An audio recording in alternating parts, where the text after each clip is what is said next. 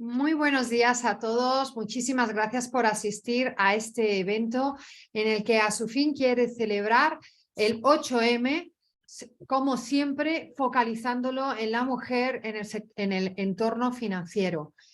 Un día como hoy queremos repasar un poco cómo es la mujer en las finanzas, ante qué situaciones se puede encontrar, cómo gestiona su día a día y además queremos centrar el foco en un grupo muy especial, mujeres que además de tener digamos, un punto de partida más complicado que el de los hombres, ya solo por el hecho de ser mujer, tienen algo más que les está haciendo más lento, más difícil su vida y sobre todo su relación con las finanzas.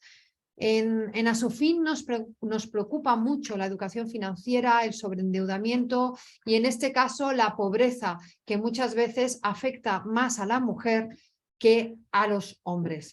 Para ello vamos a contar con un plantel de personas expertas que conocen esta situación, una primera parte en la que trataremos más los datos, porque ya se sabe que si no medimos y no tenemos datos no podemos analizar, por una parte, y por otra parte, si aplicamos nuestras creencias y nuestros sesgos, no avanzaremos. Necesitamos datos que nos aporten luz y que nos permitan analizar los problemas y ofrecer soluciones.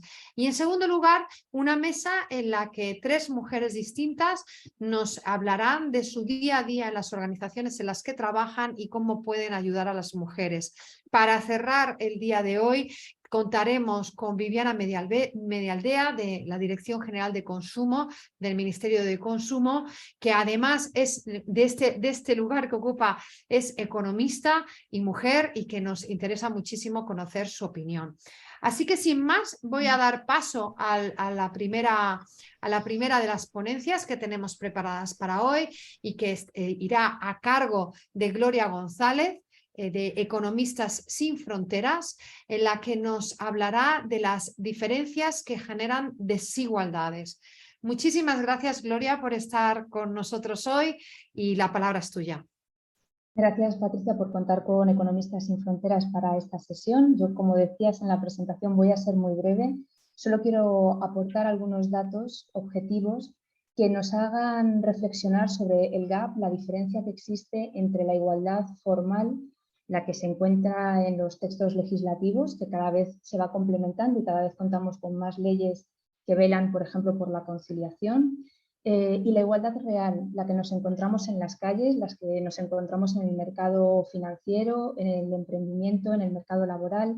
Así que voy a compartir pantalla para que podamos ir siguiendo la presentación. Estará también posteriormente disponible para quienes estáis conectados, así que para poder ampliar cualquier dato la tendréis en la página web. Vamos allá con estas diferencias que, como decía Patricia, generan desigualdades. ¿Qué ocurre cuando estas diferencias inciden en la mujer, generando una situación de pobreza y de sobreendeudamiento? Pues el primer informe al que quería referirme es este Madre no hay más que una, monoparentalidad, género y pobreza infantil, que fue presentado en marzo de 2021 y que nos indica que en España los hogares monoparentales han aumentado de forma significativa en los últimos 15 años, hasta representar en torno a 1 de cada 10 hogares con niños, niñas y adolescentes.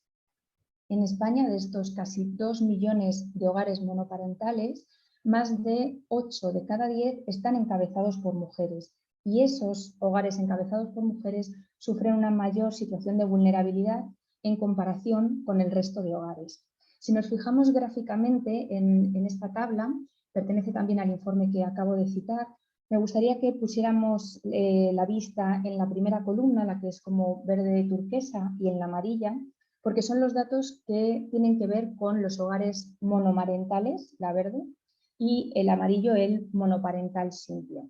En ambos casos podemos comprobar en ambas gráficas que tanto el riesgo de pobreza como la carencia material severa es prácticamente el doble en los hogares monomarentales frente a los monoparentales.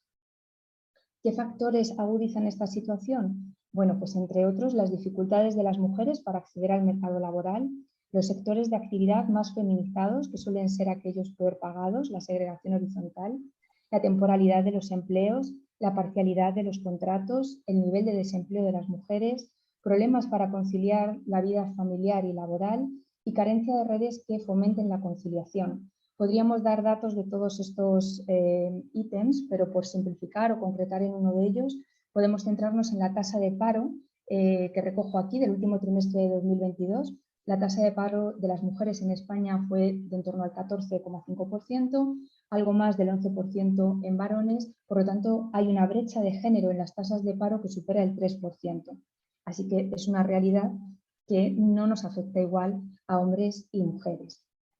Por seguir aportando datos, podemos visitar este informe 2021 de Comisiones Obreras que analiza la evolución de la contratación en España y podemos observar en la primera tabla cómo hay una mayor contratación de hombres frente a la contratación de mujeres en general. Vemos aquí el dato, pues 10 millones, más de 10 millones de contratos de hombres frente a los algo más de 8 millones en el caso de las mujeres, o más contratos a tiempo parcial en el caso de las mujeres, en concreto un 60% frente al 40% en el caso de los varones. Otro dato, pues las personas afiliadas a la Seguridad Social, la media de noviembre del año pasado es que los hombres llegan casi al 53%, en el caso de las mujeres estamos en el 47%. Y una información que a mí me parece muy valiosa por lo didáctico, ¿no? Por la manera en la que lo han recogido, se encuentra en el informe Yo Trabajo Gratis de UGT y han mostrado en esta tabla el calendario europeo de brecha salarial de 2022. La brecha salarial, esa diferencia en el salario entre hombres y mujeres ante un mismo trabajo. Bueno, pues lo que recoge es que en España la brecha salarial es superior al 9%, lo que se traduce en 34 días al año trabajados por mujeres no retribuidos. Es decir, es como si desde el 28 de noviembre hasta el final de año, hasta el 31 de diciembre, las mujeres siguiésemos trabajando, pero sin percibir ningún tipo de contraprestación.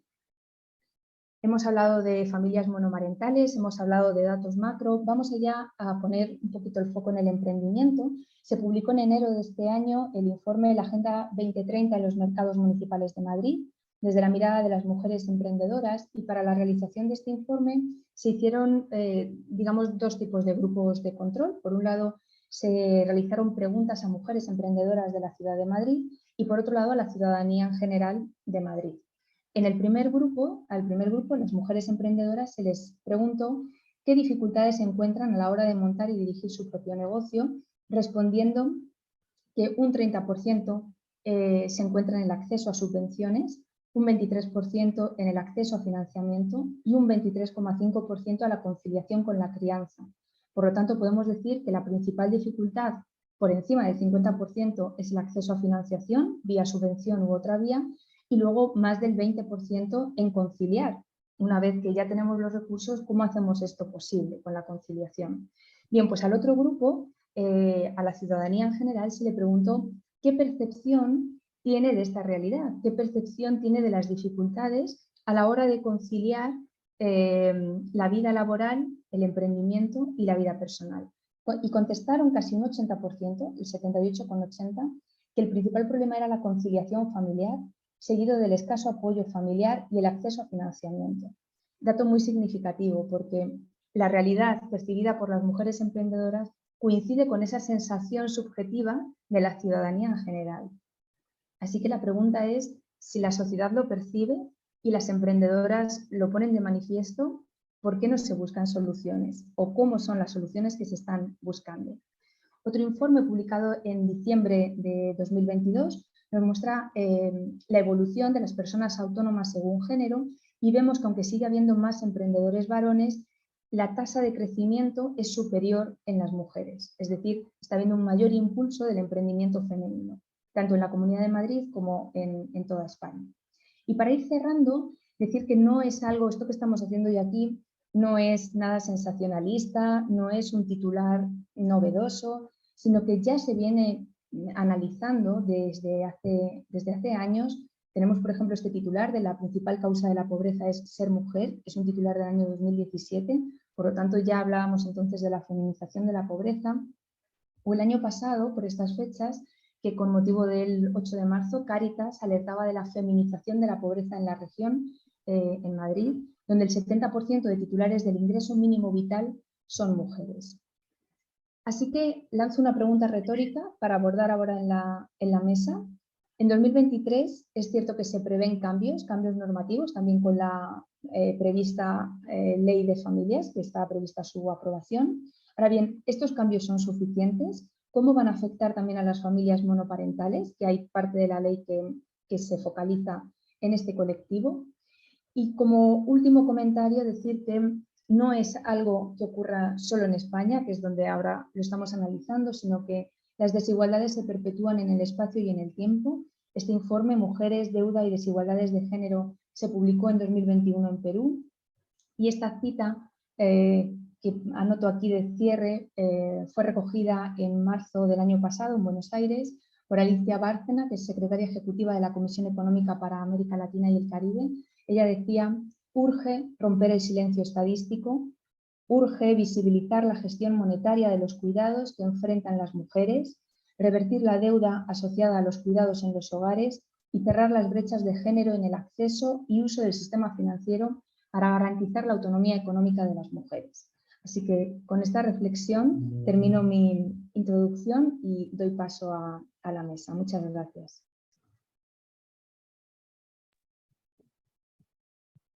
Muchísimas gracias, Gloria. Unos datos muy interesantes que además me he anotado varios de ellos para ahora en la mesa sacarlos, porque no dejan de ser a ratos un poco deprimente también ver que estamos aquí en la pelea, pero que no avanzamos. Y me ha llamado mucho la atención cómo la sociedad percibe de manera clara los problemas que tenemos las mujeres, cómo las emprendedoras en realidad lo perciben, pero menos. Es decir, la emprendedora ya tiene ahí una fuerza de partida para dar ese paso y sentir que eso no, la conciliación, por ejemplo, no es un problema tan grave como lo percibe la propia sociedad, y sin embargo, pues la sociedad no parece que esté remando todo lo que necesitamos a nuestro lado. Muchísimas gracias, Gloria. Volveremos luego a un debate posterior, pero ahora le voy a dar paso a la siguiente mesa, en la que hemos querido reunir a 3 mujeres que trabajan en 3 organizaciones distintas, con mujeres para ayudar en general a la sociedad, qué duda cabe, pero que también la mujer en estas organizaciones pues tiene un papel importante. Y os las voy a ir presentando. Por un lado tenemos a Sabina Lobato, que representa a la ONCE, María Álvarez, de la Fundación Isadora Duncan, y Marina Sánchez, por parte de Cáritas. Muchísimas gracias a las 3 por estar hoy aquí conmigo. Y yo lo que primero os voy a pedir es que de una manera muy breve, muy sucinta, nos digáis un poco de vosotras. ¿Qué hacéis vosotras en vuestra organización y qué hace vuestra organización por la sociedad? Según los tengo en la pantalla os voy diciendo. Sabina, empieza tú si quieres. Hola, pues muchísimas gracias por la invitación, Patricia. Pues yo trabajo en la Fundación ONCE, en concreto en el ámbito relacionado con la promoción de programas de formación y empleo, proyectos y programas de formación y empleo para personas con discapacidad, y también en lo que en la Fundación llamamos las operaciones, que es todo lo que tiene que ver con la gestión de convocatorias de ayudas que mayoritariamente van dirigidas a otras entidades que trabajan para las personas con discapacidad dentro del movimiento asociativo de la discapacidad, que es un movimiento muy articulado y muy cohesionado en España, ¿no? Muchísimas gracias, Sabina. María, de la Fundación Isadora Duncan, cuéntanos. Bueno, nosotras somos una fundación de, no sé si familias monomarentales o monoparentales, porque yo ya me hago un lío con el monomarental, ahora no es mujer, o sea, el hombre. No sé. Nacimos como asociación de madres solteras en los 80. Nosotros somos un grupo de madres solteras de León que en el 84 nos pusimos el mundo por montera y empezamos a reivindicar nuestro derecho de ser una familia propia y autónoma. Y exigíamos nuestro derecho y que no se nos agrediera por ello, porque era así, por criar solas a nuestros hijos. Y pensábamos que en aquella época que solo podías quedar embarazada de un hombre, por lo menos aquí, nos habían hecho el mayor regalo del mundo, al dejarnos solas con nuestros hijos. Entonces nosotras empezamos desde el principio con unas cosas básicas en la fundación. Vamos a hablar de los 80, donde la mayoría no tenía ni el graduado escolar, ya la sabía, que tenían otra más alto, pero no se consideraban madres solteras. Entonces comenzamos por clases de graduado escolar, de alfabetización y el empleo y la cultura, las dos cosas a la vez. En aquella época, ya que se habla tanto del empleo y el emprendimiento, se nos llevaba hacia las cooperativas. Todas las mujeres teníamos que hacer cooperativas, estamos hablando de la crisis, aunque no hubiera cultura de las cooperativas ni nada. Entonces nosotros, como vimos la ruina de muchas mujeres y sobre todo porque fuimos el epicentro de las cooperativas textiles, cuando se desmanteló la minería y se arruinó a muchísimas mujeres en el noroeste de España, empezamos a trabajar en el tema del autoempleo y de los cuidados, para dignificar los cuidados. Hicimos una cooperativa en la que enseñábamos, fue una experiencia piloto que apoyó Hacienda, apoyaron las federaciones de empresarios y el Inserso, y enseñábamos a las mujeres a valorar su propio trabajo. Es decir, también trabajamos en lo privado. Les dimos clases de cómo valorar el hacer la limpieza, el hacer cosas, porque entonces, bueno, pues por pegar total no se pagaba nada, no había nada, y atendían el teléfono ellas. Fue un fracaso porque las mujeres no están acostumbradas a trabajar en cooperativas en aquella época. Entonces de ahí nació la empresa, Isadora Duncan S.L., con lo cual nos dedicamos a los cuidados, fuimos pioneras en poner la ayuda a domicilio en zonas rurales con el fin de dignificar este trabajo, pero nos encontramos que se presentaban como empleadas de hogar gratuitas a los ancianos. De ahí quizá me vaya por la rama, pero como se ha hablado mucho del autoempleo, para nosotros el autoempleo es una manera de arruinar a las mujeres. Y vamos a decir, ¿por qué? Porque no todas las personas valen para el autoempleo.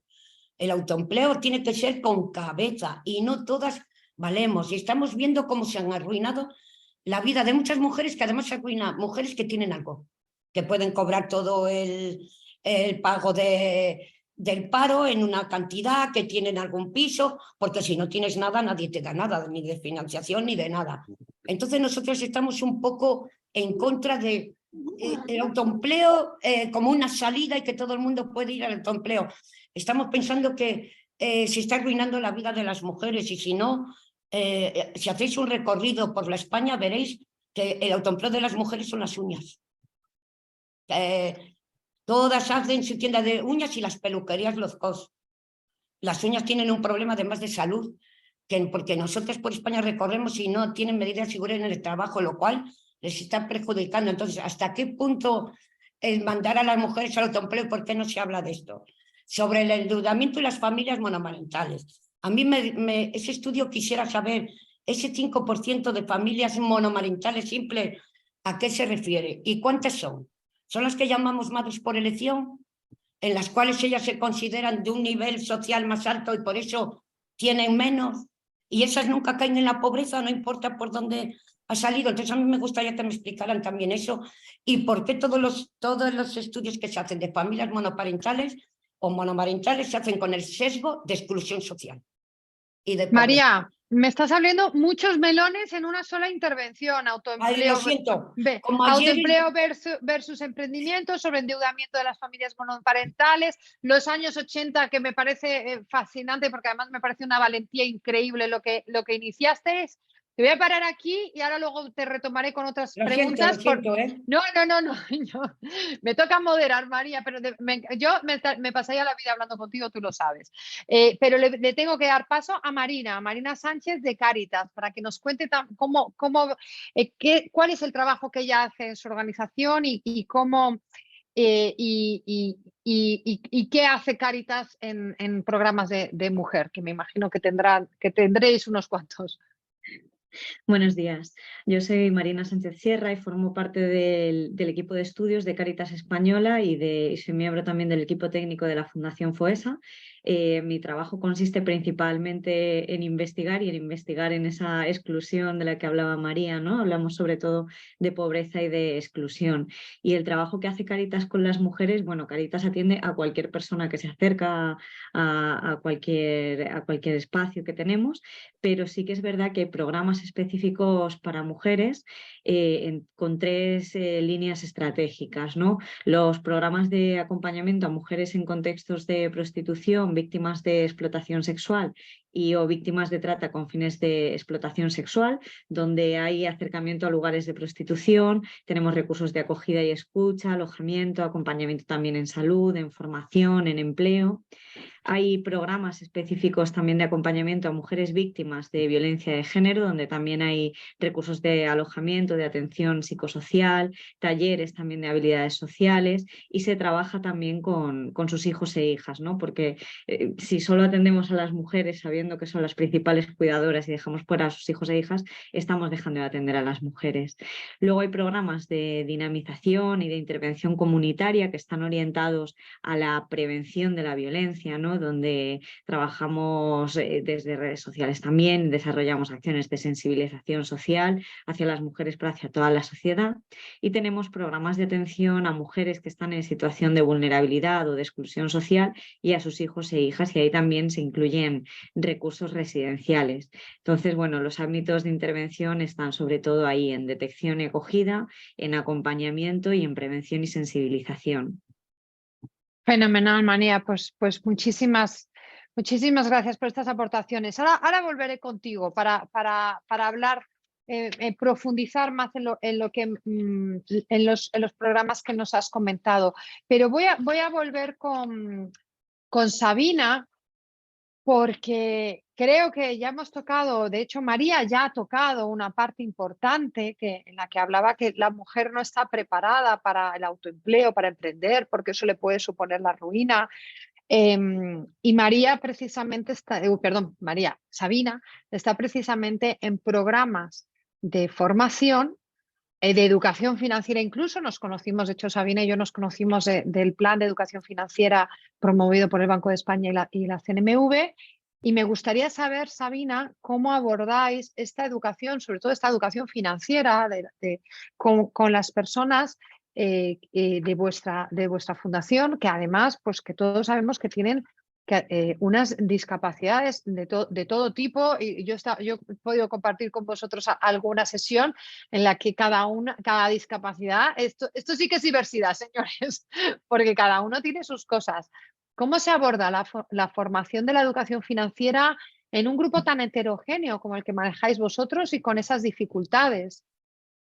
Bueno, pues sobre todo la clave es lo que tú has dicho, la diversidad, ¿no? Cuando se habla de discapacidad, dijéramos la gente que no está próxima, ¿no?, a esta realidad, pues puede considerarlo como un fenómeno estanco, ¿no? O que todo el colectivo puede ser tener más o menos las mismas necesidades y nada más lejos de la realidad, ¿no? Dentro de la discapacidad hay una diversidad enorme. Y en ese sentido, bueno, pues cualquier actuación que se quiera llevar a cabo tiene que tener en cuenta esa diversidad. Cuando hablamos de educación, pues el tema es complejo porque hablar de educación o formación para personas con discapacidad hay que necesariamente incluir todo lo que tiene que ver con accesibilidad, como en otros ámbitos, ¿no? Pero en el ámbito de la educación y la formación, accesibilidad y diseño para todos. Eso significa que además también en un mundo en el que cada vez es todo más digital, la accesibilidad no tiene que ver solamente con los espacios, con los materiales, etcétera, sino también con las plataformas en las que se ofrece formación, las metodologías en las que se imparte la formación, los apoyos que necesitan las personas. Entonces, todo esto aplicado en general al ámbito de la educación, después hay que pasarlo también al ámbito de la educación financiera, ¿no? Nosotros, nuestro posicionamiento en la educación financiera se ha centrado en un ámbito que no estaba cubierto por otras iniciativas y en las que, por tanto, era muy difícil que determinado colectivo de personas pudiera acceder a una educación financiera, y era, dijéramos, los más excluidos de los excluidos de la educación financiera, que son las personas con discapacidades intelectuales o problemas de aprendizaje, ¿no? Entonces, ahí hace muchos años ya que empezamos a desarrollar proyectos específicos. Somos entidad colaboradora, como has dicho, del Banco de España y la CNMV, y bueno, pues tenemos un recurso online que se llama Finanzas Inclusivas y que está siendo utilizado por asociaciones y entidades que trabajan con personas con discapacidad intelectual o discapacidades del aprendizaje para fomentar la educación financiera en estos colectivos, ¿no? respecto a lo que ha comentado María con el tema del emprendimiento, nosotros tenemos un programa de emprendimiento desde que se creó la Fundación 11 y nuestra filosofía es un poco, va en línea con lo que ha dicho María, ¿no? O sea, nosotros queremos que las personas con discapacidad emprendan con pleno conocimiento de causa en dónde se están metiendo, ¿no?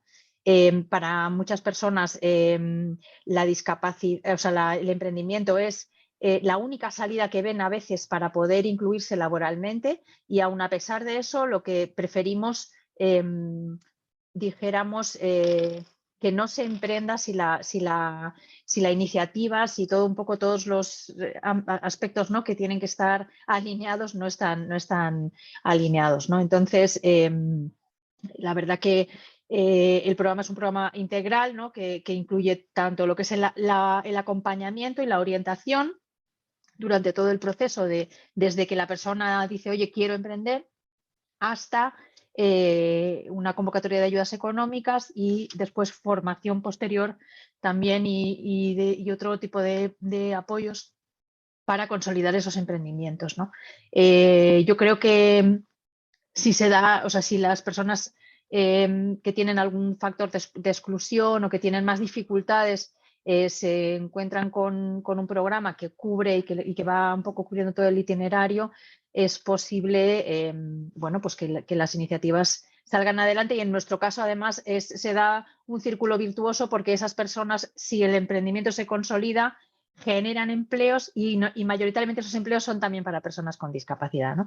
Y la verdad que dentro de ese colectivo tenemos ejemplos muy bonitos también de proyectos puestos en marcha por mujeres con todo tipo de discapacidades y que bueno, pues en muchos casos por muchas de las características que se unen al factor mujer, ¿no? Y en el caso de las mujeres con discapacidad también por todo lo que tiene que ver con el rol de cuidadoras, pues el emprendimiento muchas veces es una salida, ¿no? Y bueno, se da también el tema en el ámbito del emprendimiento, el tema de la discriminación en el acceso a financiación, que no sé si tenemos previsto hablarlo más adelante, Patricia, pero esto es una evidencia que además la pandemia y el cierre de las oficinas durante la pandemia ha puesto de manifiesto claramente cuando alguna persona que ha accedido a todo el proceso de autorización de una financiación sin mediar el contacto físico con la oficina y le han autorizado una financiación, cuando se ha encontrado con las personas de la oficina, de repente, bueno, pues la financiación no estaba tan clara, ¿no? O sea que la discriminación muchas veces es patente, ¿no? Ahí en considerar que porque la persona es una persona con discapacidad no va a poder llevar a cabo, no va a poder llevar adelante ese emprendimiento, ¿no? Y nos lo cuentan, pues nos lo han contado personas que han emprendido y que se han encontrado con estas barreras que ya no entran dentro de un ámbito, ¿no?, que no es el técnico, ¿no?, de resolver faltas de accesibilidad o de buscar soluciones, ¿no? Fíjate, qué interesante lo que cuentas, ¿no? Esa discriminación ante la financiación. Hace un par de años el evento que hicimos tenía que ver con los algoritmos y cómo el algoritmo que, de alguna manera, la inteligencia artificial, la tenemos que ver como algo positivo siempre y cuando apliquemos ética al algoritmo, porque nos puede, igual que nos puede ayudar a mejorar procesos, a hacerlo más rápido, más eficiente, puede multiplicar el error. Entonces, y pusimos ejemplos precisamente de cómo se habían multiplicado determinados errores frente a las mujeres que normalmente su emprendimiento era más conservador y eran más reacias a emprender, pero cuando emprendían lo hacían de una manera más coherente y sobre todo más conservadora, y que eran mejores pagadoras porque se arriesgaban menos y sin embargo la financiación les venía peor, ¿no? O sea, que si a eso le sumas, como bien decía Sabina, un problema de discapacidad, ya no es la máquina, es como tú, en este caso es al revés, la máquina está dando la financiación, pero la persona tiene un sesgo que le impide, ¿no?, dar esa financiación. Muy importante este dato que nos acabas de dar. El tema de la inteligencia artificial da para un tema aparte, Sí, sí, sí. Patricia, pero hay un libro de una escritora que se llama Cathy O'Neil, escritora en este caso, ¿no? Que se llama Armas de destrucción matemática, para hablar de esto, ¿no? De cómo los algoritmos pueden ser realmente por un lado una gran oportunidad, pero por otro lado también un riesgo, porque el problema es Claro, cuando esos algoritmos, y entramos ahí todo lo que tiene que ver con el ámbito del aprendizaje de la máquina y tal, se llegan a soluciones que ni siquiera las personas que están al cargo de todo eso son capaces de explicar, ¿no? claro. Las respuestas que da la máquina, ¿no? Entonces, eso es muy peligroso. Efectivamente, eso es bueno, esta es una tarea que tenemos también por delante. María, yo también Sí. os conocí en Finanzas para Todos. Vosotros también formáis parte, la Fundación Isadora Dunca, de este programa. Te quería preguntar, ¿qué programas estáis lanzando desde la Fundación? Y sobre todo, si de la misma manera que Sabina nos contaba un problema concreto, ¿no? De las personas con discapacidad, ¿qué problemas concretos tienen las mujeres que además de ser mujeres son madres solteras, como bien dices, familias monomarentales? Bueno, en primer lugar voy a explicar un poco, porque no lo hice, qué es la fundación y en lo que trabajamos, y que no solo trabajamos también con familias monomarentales, sino con mujeres en general, y tenemos un apartado un programa especial para mujeres también emigrantes, porque, bueno, ayer, por ejemplo, presentamos unos vídeos sobre la violencia económica y la pobreza que trae a las mujeres, y ahí ya logramos que la diversidad que hay ahora mismo en España de razas y de mujeres estuviera ya una parte representada, porque nosotros vemos que tenemos un problema a la hora de introducir la diversidad tanto de las personas discapacitadas como de las mujeres de otras razas. Voy a explicar nosotras cómo empezamos con esto de la educación financiera. A ver, como si dijéramos, empezamos desde que iniciamos Isadora Duncan, porque bueno, al ser un proyecto de madres solteras para madres solteras que queríamos vivir solas e independientes, pues aparte del trabajo necesitábamos también saber manejar nuestros recursos. Y en el 89 abrimos el primer piso de acogida laico de este país para las madres solteras. Entonces solo lo decían las órdenes religiosas. Y entonces el proyecto era enseñar a las madres solteras a ser una familia propia y autónoma, con todos los derechos y deberes que eso conlleva.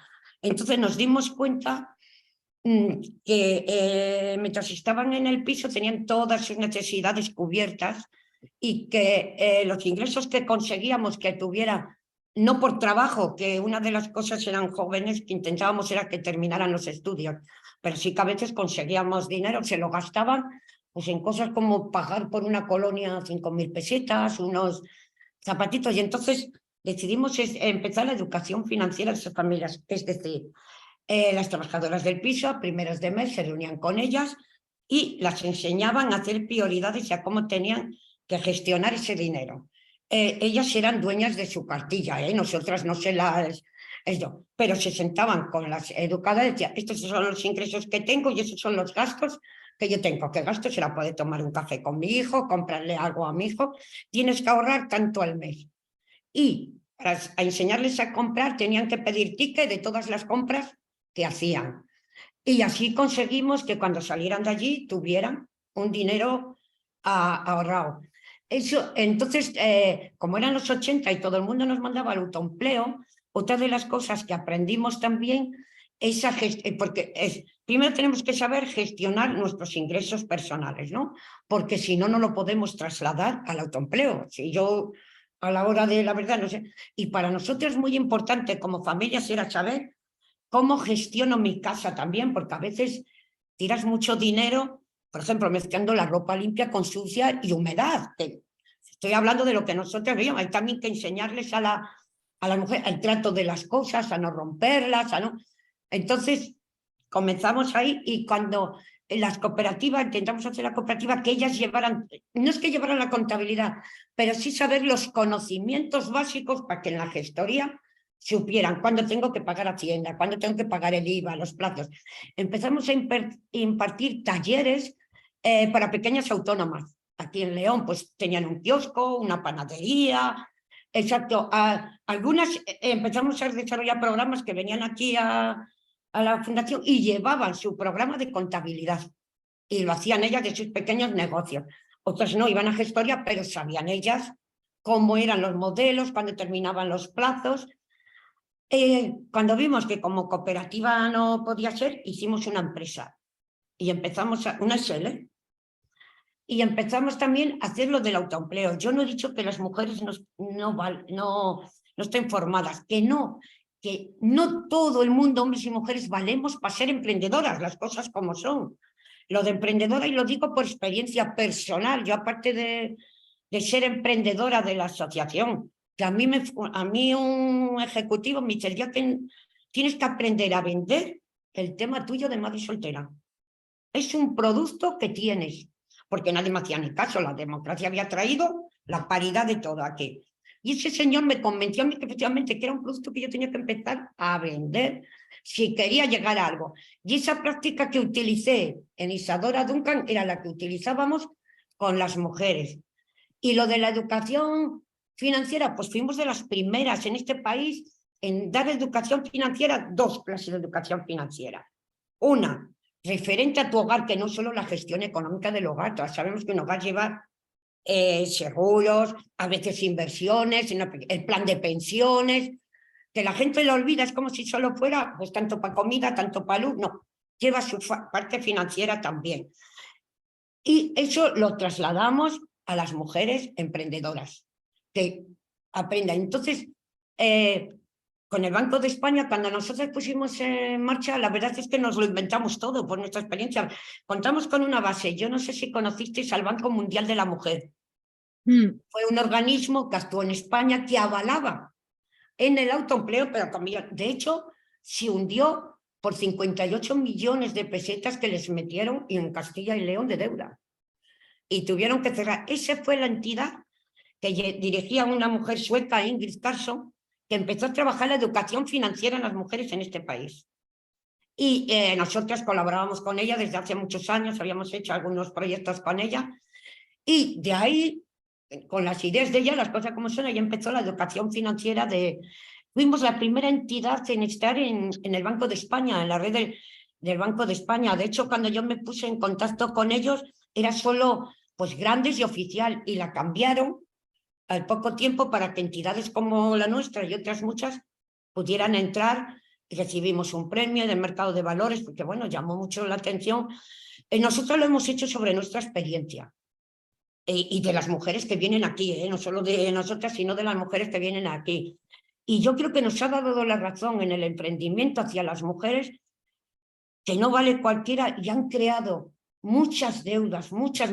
Nosotras tenemos un programa que son préstamos a 0 interés para familias monoparentales. Lo tenemos desde el 2011.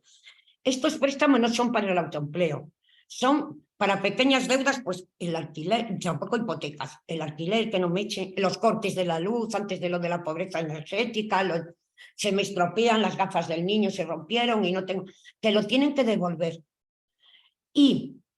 Pero obligatoriamente tienen que hacer cursos de educación financiera durante el tiempo que dura el préstamo, para que aprendan a gestionar y aprendan a hacer una pequeña bolsa de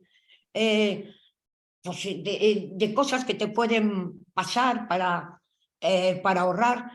Y después, bueno, pues a raíz de ahí nos hemos metido mucho pues, en lo que trae pues, el endeudamiento y la pobreza de las mujeres. Y también nos damos cuenta de que hacemos un seguimiento siempre del autoempleo y de eso, y nos hemos dado cuenta, y además es a nivel nacional, que a las mujeres, la mayoría, y muchas son familias monoparentales, porque claro, necesitan unos ingresos para mantener a sus hijos. Se les deriva sobre todo a negocios de moda, como son ahora lo de las uñas y cosas así. Estas mujeres, si sabemos que están endeudadas, porque muchas veces piensan y nos llaman desde toda España a verlo, que si les damos préstamos para quitar con sus deudas. Nosotras no podemos dar préstamos de eso porque son pequeñas cantidades. Lo que sí les enseñamos es sobre el endeudamiento y la ley esta de la última oportunidad, de que sus deudas las pueden reunificar, porque de verdad que sobre todo en los años de crisis,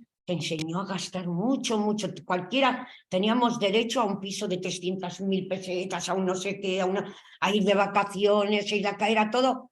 Los bancos daban préstamos sin mirar y eso ha traído pobreza, pobreza, pobreza a miles de mujeres Está claro, en este María, que país. con todo lo que cuentas, aparte de toda la experiencia que habéis ido acumulando, que la educación es fundamental para poder gestionar, como muy bien dices, un presupuesto personal y un presupuesto, en el caso de que emprendas, empresarial, ¿no? Y ahí yo creo que también usamos lo que comentabas, el sobreendeudamiento, la pobreza, pero también hemos tocado otros temas con Y Sabina, vender tu como negocio, que hay algo, perdona que te interrumpa, sí, hay algo que no enseñan. Tú tienes que vender tu negocio. ser más También saber comercial, ser más venderlo, no es comercial, ponerte o claro que detrás de la sí. barra Hablábamos de esto o en el justamente ordenador. antes de entrar, pero me quería ahora irme con Marina, porque yo creo que hemos tocado dos aspectos que son muy relevantes, ¿no? Sobre endeudamiento, pobreza y exclusión. Y sí que me gustaría preguntarte, Marina, tú cómo, la diferencia cuando abordamos la pobreza y cuando abordamos los problemas de las brechas que podemos tener las mujeres, la diferencia entre exclusión y pobreza, porque no es lo mismo. Y quería que un poco nos hablases tú de ello, porque tú también lo ves en tu organización, en Cáritas. Sí, en Cáritas en general no hablamos de pobreza o no solo hablamos de pobreza porque ahí estamos yendo a lo económico, ¿no? Pero hay muchas más esferas que se ven afectadas en la vida de las personas y, por desgracia, especialmente en la vida de las mujeres, ¿no? Y cuando hablamos de exclusión social estamos mirando a otras dimensiones como es la vivienda, que además últimamente estamos viendo cómo se está convirtiendo en un importante problema social. Hablamos del empleo, que ya al principio Gloria nos daba algunos datos de cómo los sectores que se denominan más feminizados, porque la mayoría de personas que trabajan somos mujeres, están más denostados socialmente por un lado, menos valorados, y además por otra parte tienen mayores tasas de temporalidad, tienen peor remuneración económica, tienen mayores tasas de parcialidad y en general más precariedad, ¿no? Hablamos también de consumo, ¿no? Ya no es de la pobreza, sino de aquello de lo que me tengo que privar para poder gestionar esos ingresos o esa carencia de ingresos que tengo. Y que cuando hablamos de consumo no estamos hablando de grandes consumos, sino a lo mejor en las restricciones para la alimentación, sin ir más lejos. Estamos hablando también de salud, de educación, de conflicto social, entendido pues como no en el conflicto que pueda tener yo de manera personal con otra persona, sino de la conflictividad que puede haber a mi alrededor, ¿no? Y si hay relaciones también de vecindad o no, que encaja también con la dimensión del aislamiento, si estoy sola o si cuento con gente a mi alrededor, bien sean familia, amigas, etcétera. Hablamos también de la exclusión de la participación política, que va más allá de votar o no votar, ¿no? Si soy parte y si me siento parte de la sociedad o si me siento fuera de esa sociedad, ¿no? Excluida de ella. Y todo esto es una imagen mucho más grande que la de la pobreza y que no tiene su origen en la pobreza, ¿no? No siempre la exclusión social deriva de la pobreza económica, sino que puede haber exclusión sin haber pobreza y puede haber pobreza sin haber exclusión, aunque es verdad que normalmente en la mayoría de casos van asociadas ambas. Y hablábamos de datos y es verdad que, por ejemplo, en el caso de las mujeres que encabezan hogares, es decir, donde es la Sí, mujer... justo te quería preguntar de esto, ¿no? Porque estamos también a lo mejor teniendo un sesgo, la feminización de la pobreza, que se hablaba en un titular de Cáritas, y como la mujer siempre como la segunda, ¿no? De la casa, el segundo sueldo, etcétera. Pero ¿qué pasa si esto fuera al revés? ¿Qué pasa cuando es la mujer la que más aporta o la que sustenta ese hogar? ¿Qué dificultades tienen este tipo de familias? Pues para empezar es interesante que es verdad que el porcentaje de hogares sustentados por mujeres, que al hablar de sustentados es que una mujer es quien más ingresos aporta al hogar, ha aumentado del 22% en 2007 al 36,5% en 2021, es decir, ha aumentado bastante. Sin embargo, si tenemos en cuenta que por género la población española no está en el 50-50 exacto, pero se aproxima bastante, pues ya estamos viendo que si los hogares encabezados por mujeres, donde están la mayoría de hogares monoparentales, como bien decía María, es el 36%, quiere decir que todavía el hombre es en su mayoría el cabeza de hogar, como se ha dicho habitualmente. Y además nos encontramos con que tener una sustentadora principal mujer de alguna manera nos pone en situación de desventaja. Por ejemplo, la pobreza severa es un 57% mayor en los hogares donde la persona que más ingresos aporta al hogar es una mujer que en aquellos hogares donde quien más ingresos trae es un hombre, con lo cual ya nos está hablando de una situación de desigualdad. Al final, claro, esto también supone más exclusión. En los hogares donde somos nosotras quienes llevamos el mayor peso están en un 26% en exclusión social y en el caso de los hombres este porcentaje es del 18%. Parte de todo esto deriva de ese sistema laboral donde también estamos en situación de desventaja, ¿no? Y estamos en situación de desventaja no solo por lo que hablábamos de los sectores más feminizados, que también y por supuesto, sino que en datos más amplios, la encuesta anual de estructura salarial del Instituto Nacional de Estadística para 2020, por ejemplo, nos dice que la ganancia media anual por persona trabajadora es 5.000 euros inferior entre las mujeres. Con lo cual ya nos está dando bastante luz sobre dónde estamos y cómo jugamos, o sea, partimos de una posición de desventaja que además no se va solucionando a medida que crecemos, digamos, sino que es muy difícil romper con ella. Muchas gracias, María. Mira, estamos llegando al final, pero desde las personas que nos acompañan, que ojo, que son casi 50 personas las que estamos reunidas aquí hoy, que os agradezco muchísimo que nos estéis siguiendo. Aprovechad para meter alguna pregunta más si queréis, porque justo os voy a dar paso ahora. Es curioso porque por un lado comentarios y por el otro lado por preguntas nos plantean dos cuestiones diferentes que yo os lanzo y que me gustaría que comentásemos. Por un lado, una persona joven que nos dice, oye, no solamente las mujeres casadas o las mujeres con hijos tienen problemas, ¿no? para llegar a fin de mes, también las jóvenes tenemos un problema, como bien apuntabas antes, Marina, de vivienda, de empleo, etcétera. Independizarse, me ponen aquí, es prácticamente imposible.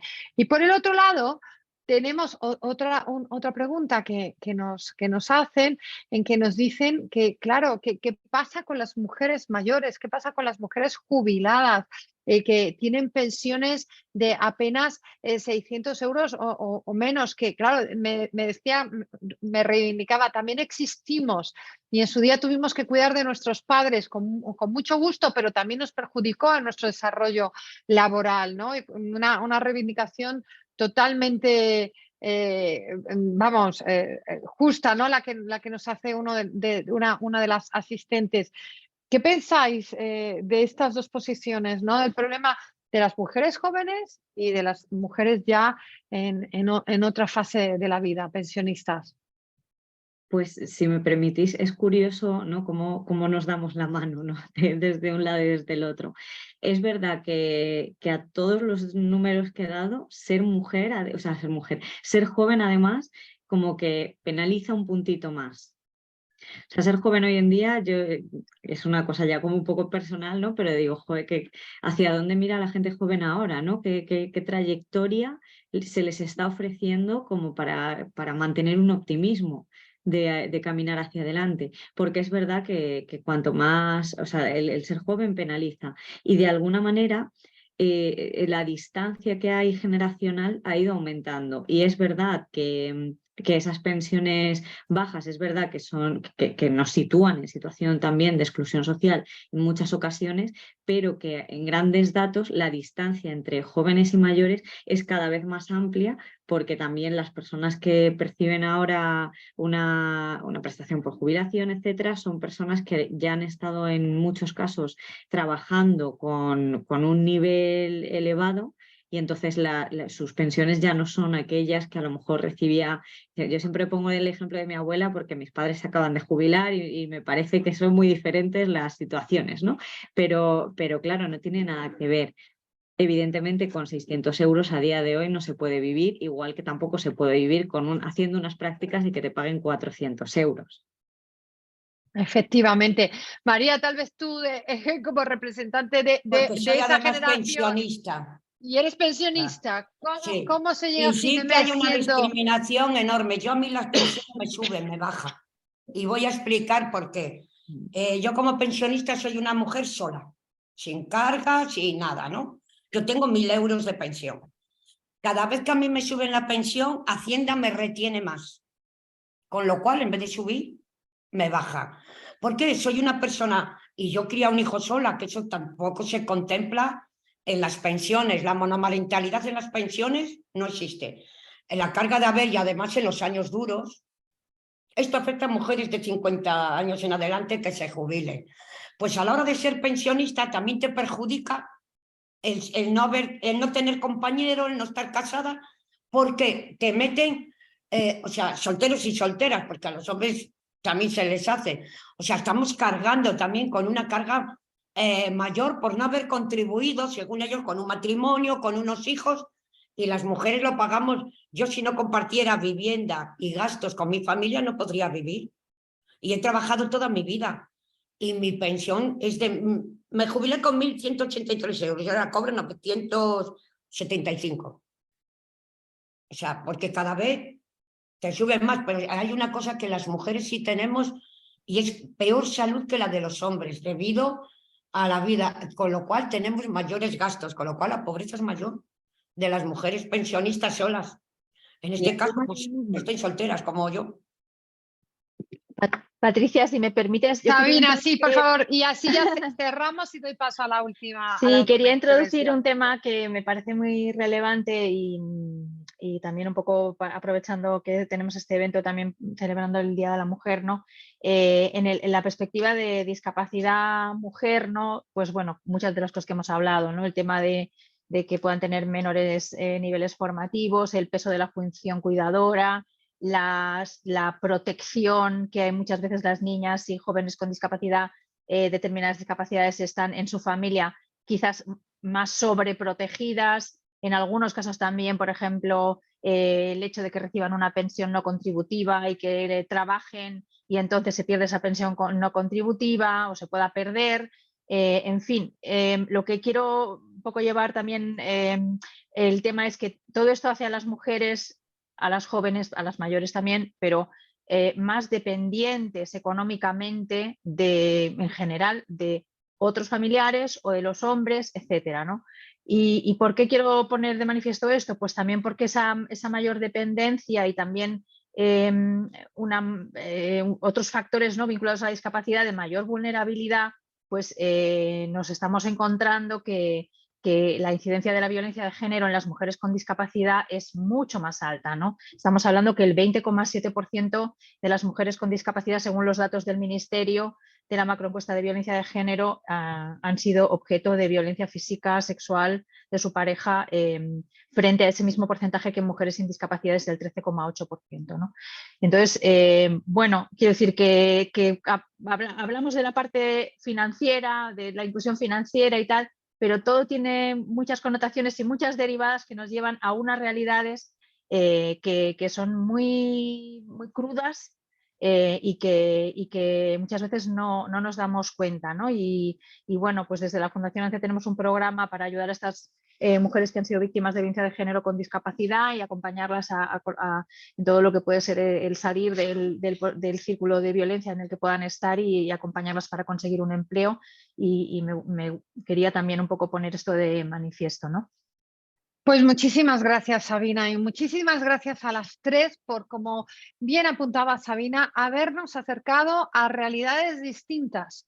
De mujeres todas, sí, pero con unas realidades distintas por la diversidad de la que habéis hecho gala y que nos enfrentan a los problemas también de otra manera y que tenemos que buscar unas soluciones diferentes para todas, porque en este sentido yo sí que me gustaría un día como hoy y cada uno que lo lea como pueda, insistir que somos mujeres, pero somos todas únicas y somos distintas y vivimos la vida de una manera distinta. Y no, es difícil, ojalá la idea es que todas vayamos unidas a defendernos, pero también tenemos que defender la diversidad de nosotras mismas.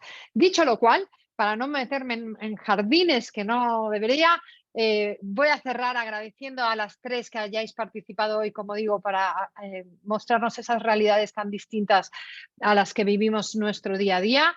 Y voy a dar paso a la última ponencia, que estará a cargo de, adiós chicas, mira, ya tengo a Viviana en pantalla, a cargo de Viviana Medialdea, que se me traba, Viviana Medialdea, directora general de consumo del Ministerio de Consumo, pero también, ojo, economista y mujer. Y a ti te damos la palabra para que cierres esta sesión con tu ponencia. Muchísimas gracias. Genial, pues nada, muchísimas gracias Patricia y muchísimas gracias a Asufin. Lo primero, empezar felicitándoos y celebrando la celebración de esta jornada. Yo creo que el tema es fenomenalmente bien elegido y yo creo que, bueno, que la prueba es que esta introducción con datos tan contundentes que hemos tenido, datos la verdad es que abrumadores que veíamos al principio con Gloria y la mesa de después, yo creo que es impresionante cómo una hora ha podido estar tan bien aprovechada, ¿no? Por una parte me dais, y os agradezco mucho el privilegio de cerrar una jornada que yo creo que ha estado tan bien, pero también te advierto, Patricia, que es un cierre difícil. Al principio me iba apuntando cuestiones que iban saliendo para tratar de hacer un cierre y bueno, he apuntado, me parece que 13 temas o 13 melones, también utilizando tu expresión de antes. Han salido cuestiones muy importantes y bueno, que son claves para tratar el tema que hoy nos ocupa y para solucionar los problemas que todas sabemos que tenemos encima de la mesa.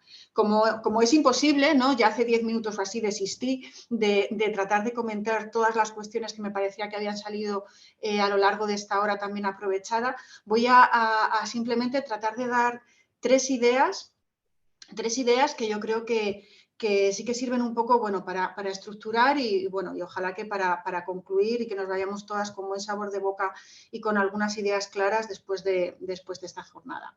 La primera de ellas, y tiene que ver con una cosa que hablaba Marina cuando hablaba de la pobreza y hablaba de las distintas dimensiones de la pobreza, es que yo creo, y también por eso decía que está especialmente bien elegido, me parece, el tema de hoy, ¿no? Sobre mujer, pobreza y sobre endeudamiento, la importancia crucial que tiene la desigualdad económica cuando estamos tratando de los problemas específicos que afectan a las mujeres y en general sobre la desigualdad de género, ¿no? Sabíamos, y Marina lo ha explicado muy bien, que la desigualdad económica no es la única desigualdad que afecta a las mujeres, no es la única, pero ojo, tampoco es una desigualdad cualquiera, ¿no? La desigualdad económica, en economía feminista utilizamos mucho la metáfora del iceberg, ¿no? Para hablar pues de esos temas que están en la base sumergida del iceberg, que no se ven tanto, pero que en el fondo son los que sostienen y dan condición de existencia a otros fenómenos que quizás son más visibles. En una sociedad como la nuestra,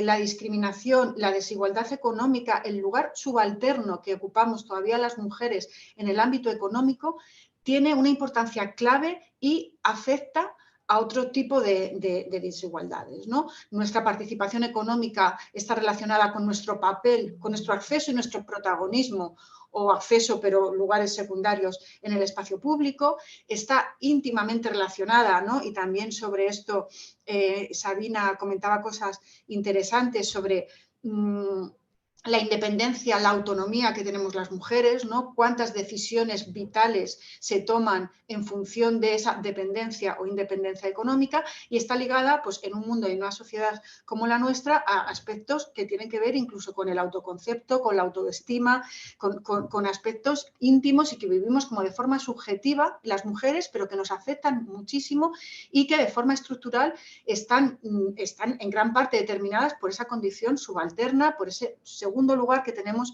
en el espacio económico, ¿no? No me enrollo más, pero sí que esa idea de que la desigualdad económica, los problemas económicos, las brechas económicas, que son también múltiples, no son el único problema, pero sí están en la base de muchos otros problemas que tienen otras manifestaciones, pero que están relacionados, ¿no? Incluso no sé, manifestaciones tan visibles como puede ser el tema de la violencia machista, o cosas que también han salido como las diferencias en salud. Cuando tiramos del hilo, llegamos siempre a una médula, a unas condiciones materiales, a unas brechas económicas que tienen un lugar central. Esa sería la primera idea. La segunda idea que yo querría transmitir es que esa desigualdad económica o esas brechas económicas, me gusta más la idea de brechas, ¿no? Porque da también una imagen de que es plural. La desigualdad económica no es solo desigualdad de ingreso, o no es solo desigualdad laboral, o no es solo desigualdad de patrimonio, es también una cosa amplia. Las distintas brechas económicas, si tenemos que buscar una raíz común, porque claro, no es casualidad que las mujeres tengamos menos patrimonio, que tengamos menos ingresos, que tengamos más precariedad laboral. O sea, si tenemos ese patrón es porque hay un factor que lo explica, y en términos científicos, en términos analíticos, la clave que explica por qué como categoría, como grupo social, las mujeres tenemos esa discriminación económica es lo que llamamos la división sexual del trabajo. Es decir, si las mujeres ocupamos ese papel subalterno en el espacio económico público, en lo que tiene que ver con el empleo, con los ingresos, con la riqueza, es porque en el otro espacio económico, privado, oculto, invisible, de trabajo no pagado, ocupamos un papel protagonista, y es imposible entender nuestro papel en el espacio económico público sin entender nuestro papel en el ámbito de los cuidados, del trabajo doméstico, en el ámbito de la organización de todos los trabajos que se llevan a cabo dentro de los hogares. Es imposible. Es imposible. No es un tema y otro tema, son dos caras de una misma moneda, están absolutamente relacionados. No vamos a lograr mejoras en un ámbito sin lograr mejoras en el otro ámbito. Fijaros que ahí yo creo, y voy muy rápido, pues soy consciente del poquísimo tiempo que tenemos, pero ahí yo creo hemos visto, al principio Gloria nos ha dado datos que son muy ilustrativos. Todos los datos económicos siempre nos están dando esa imagen, ¿no? Y la mujer peor, la mujer peor, la mujer peor.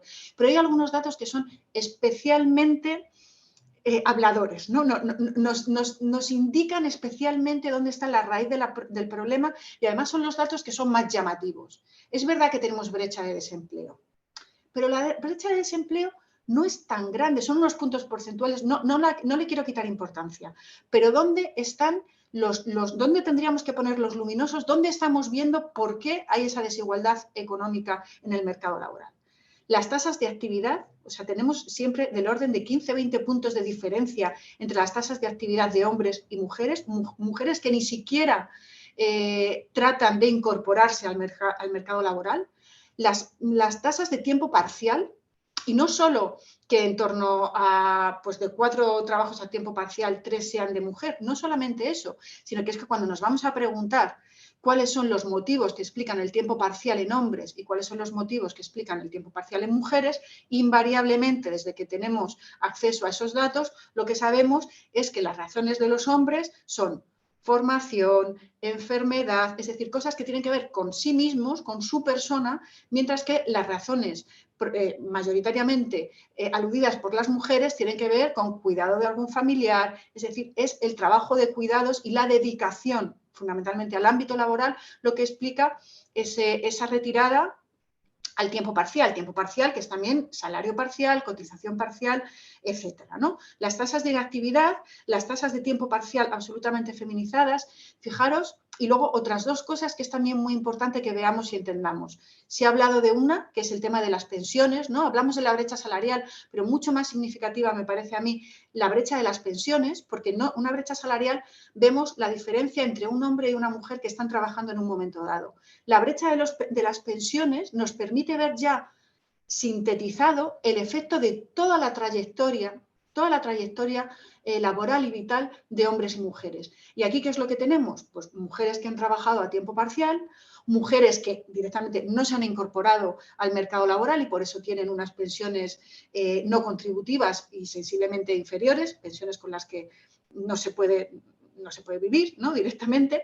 Y tenemos también las trayectorias laborales de mujeres que tienen lagunas grandes a lo largo de su vida que coinciden con momentos largos de retirada, fundamentalmente para cuidar familiares, ¿no? Siempre al principio de la treintena, relacionado con la crianza de los hijos, y luego también hay ahí una franja importante a partir de los 55 que tiene que ver con el cuidado de mayores de la familia. Fijaros que también es muy importante, os decía que esa brecha de pensiones me parece más significativa todavía que la brecha de los salarios, pero si vemos la brecha de los salarios también es muy interesante verla en términos de edades, ¿no? Los salarios se disparan y todos los indicadores laborales, la brecha se dispara al principio de la treintena. El principio de la treintena es un momento clave en la configuración de las organizaciones del tiempo, de los cuidados, de los trabajos en las parejas, en las que hay hombres y mujeres, y ahí siempre lo que vemos es que a lo largo de esa década de los 30 casi todos los hombres dan un paso adelante, pasan de tiempo parcial a tiempo completo, aumentan su dedicación, dan un salto en salarios y, sin embargo, lo que tenemos es, sobre todo en esos primeros años, en la primera parte de la treintena, es un movimiento enorme de retirada de mujeres del mercado laboral, pasan a ser inactivas, pasada a tiempo parcial y salarios que se estancan. ¿Vale? Que nos está hablando mucho más que cuando vemos la brecha sintética del efecto que está teniendo.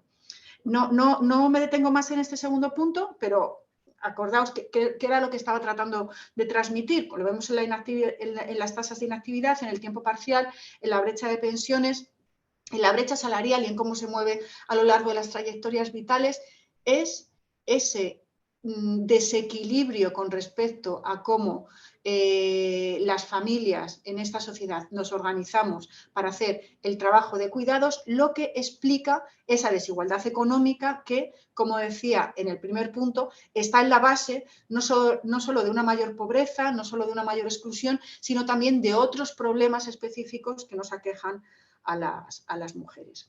Tercera idea, y con esto ya termino, y por dar un poco un cierre más en positivo, el panorama es esta y la buena noticia es que pues, efectivamente hay formas de combatir, hay formas de avanzar en cerrar estas brechas, ¿no? Desde luego que esas formas tienen que tener en cuenta el diagnóstico que veníamos haciendo. Lo que no funcionan son medidas o políticas aisladas, ¿no? Que tratan de solucionar fenómenos concretos sin tener en cuenta esta visión un poco global que de forma muy apresurada trataba de transmitiros, ¿no? Sin afectar de una forma estructural, y para eso hay que combinar políticas en muchos ámbitos, sin afectar de una forma estructural a cómo se organiza el tiempo de trabajo en el interior de los hogares, no se van a conseguir cambios duraderos, profundos y reales en el ámbito económico, en el ámbito laboral, ¿no? Y aquí,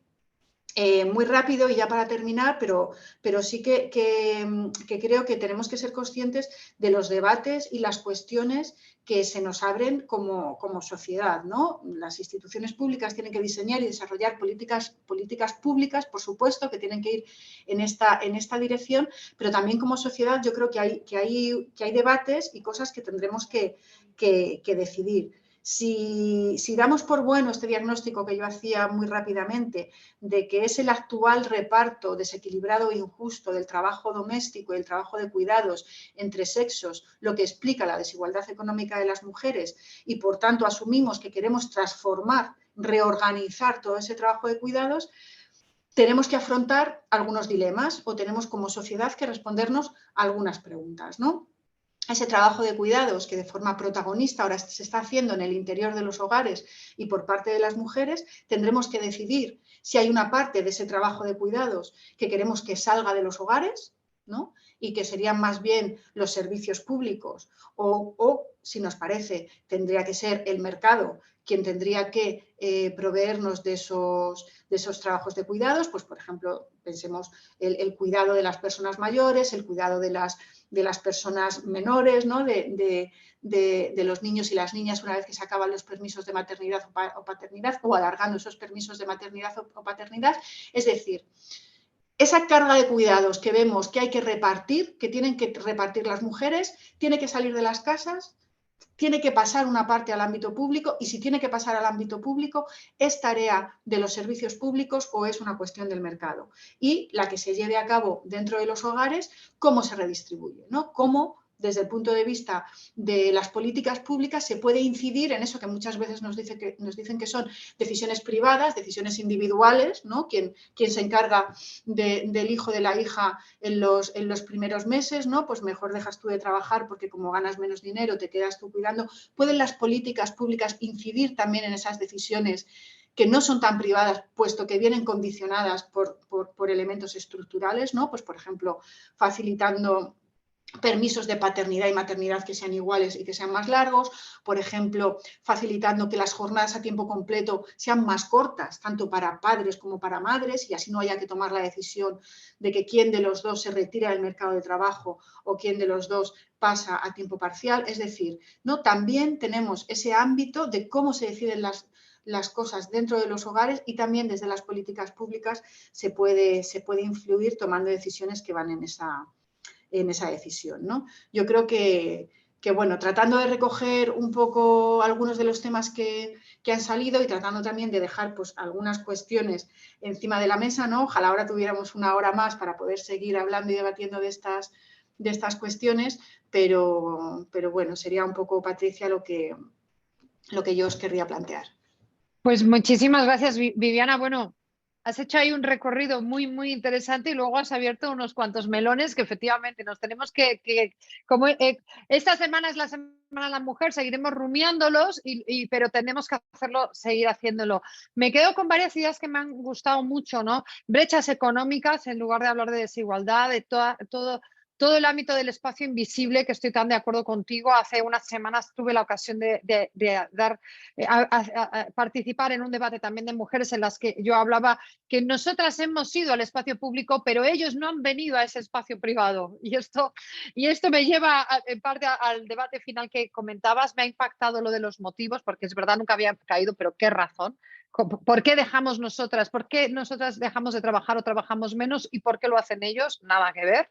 Nada que ver, esta también me lo apunto, la brecha de pensiones, que es como la consolidación, la foto de esa brecha de vida, si me apuras, que es tal cual. Las edades, qué duda cabe, o sea, yo tuve los hijos con 31 y 33 y no volví al 100% hasta que ellos tenían 10 años, más o menos, 8 o 10 años. O sea, que es así, te tiras una década sacando todo esto adelante, ¿no? Bueno, toda una foto de desequilibrios que es verdad que como bien dices, son debates que nos tenemos que plantear y ver cómo nos reorganizamos el trabajo, cómo nos reorganizamos en casa y, ojo, cómo de verdad con las políticas públicas se decide cómo se reorganiza ese trabajo de cuidados, esa carga de cuidados que lleva pues toda la vida estando sobre nuestros hombros y que si no repartimos no vamos a avanzar, pero ni nosotras ni ellos, no vamos a avanzar todos como sociedad. Así que de verdad que muchísimas gracias, Viviana, por este apunte final que me ha parecido magnífico y que recopila muy bien todo lo que estábamos hablando hoy. Y sin más, pues yo agradecer a todos los que estáis ahora mismo conectados, a todos los que hayáis llegado tarde, los que os hayáis tenido que ir, como siempre, en Asufin Tenemos nuestro canal de YouTube en el que colgamos todos estos debates y los vais a poder ver. La presentación que ha hecho Gloria con los datos también la tenéis tanto encargada en nuestra web para que os la podáis descargar, como se os mandará el link a todos los asistentes para que la tengáis en cuenta. Y ahora, antes de que os vayáis corriendo, os quiero decir dos cosas. Una, tenemos más webinars a lo largo del año, podéis ir siguiendo, os lo están poniendo en el chat, nuestro calendario de eventos de educación financiera y digital, en el que vamos abordando todos los distintos tipos de problemas que como consumidores tenemos que ir teniendo cuidado para gestionar nuestras finanzas. Segundo lugar, vais a tener una encuesta en cuanto os vayáis de aquí, muy cortita, muy rápida, completamente anónima, que os pedimos que rellenéis para que nos sirva para y seguir preparando los seminarios, los cursos que damos, y que cada vez lo hagamos mejor y sobre todo más perfilados y enfocados a lo que queréis y a lo que necesitáis. Aquellas cosas que os parecen que son mejorables, somos todo oídos. Aquellas cosas que hemos hecho bien, nos encantará oírlos. Quiero agradecer también al equipo que no habéis visto, pero que está en el background organizando estas cosas y haciendo que todo sea posible, en especial a Ana Sureda, que está por ahí entre bambalinas organizando para que este webinar sea un éxito. Y ya sabéis, mañana 8M, mañana todas a la calle y a pelear por lo que es nuestro y por lo que será mejor para toda la sociedad, porque somos la mitad y sin nosotros el mundo se para. Muchísimas gracias a todas por estar aquí hoy y también a todos, que seguro que también hay chicos escuchándonos, que también os necesitamos a vosotros, que sin vosotros en esta lucha tampoco lo vamos a conseguir. Gracias a todos y encantados de haberos acompañado en esta hora desde ASUFIN. Gracias.